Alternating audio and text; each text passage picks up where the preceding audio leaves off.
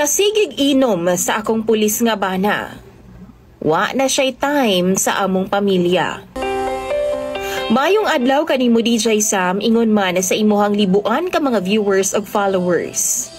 Tawagan na lang ko sa pangalang Trixie. Taga Mindanao lang gihapon ko DJ Sam. Minyo na ko ug doon ako'y tulo ka mga anak.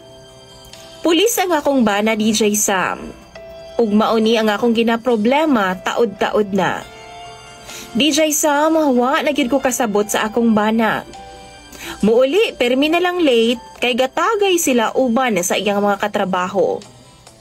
Wa na panahon ang akong bana sa iyang mga anak, kay kada uli niya, tulog naman ang mga bata. Gusto niya nga sabto nako siya.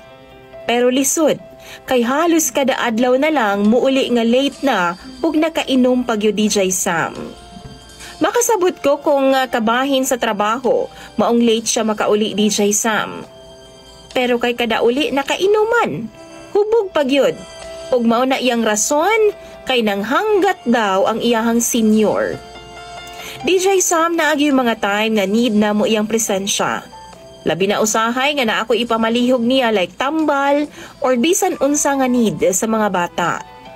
Pero mas unahon gyud niya iyang senior nga katagay niya kaysa mga importanteng buta nga para unta sa among pamilya. Kanang mamakak na lang yun siya DJ Sam, aron lang yun nga matughan ang iyang ginhawa. Lahi na jud kaayo nga akong bana karon. Wa na gyud ko'y nabati nga importante pa mi sa iyaha. Nga importante pa ko isip iyang asawa. Wa na gyud DJ Sam. Wa na pud nako na feel ang iyang respeto sa akwa isip iyang asawa. Sakit og makamahay kaayo DJ Sam.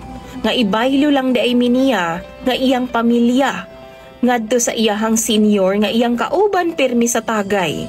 Og masakit pa gyud DJ Sam nga usahay maglaag-laag sila sa syudad kay didto man magtagay nga mura bitaw og way pamilya nga naghulat sa iyang pagpauli DJ Sam.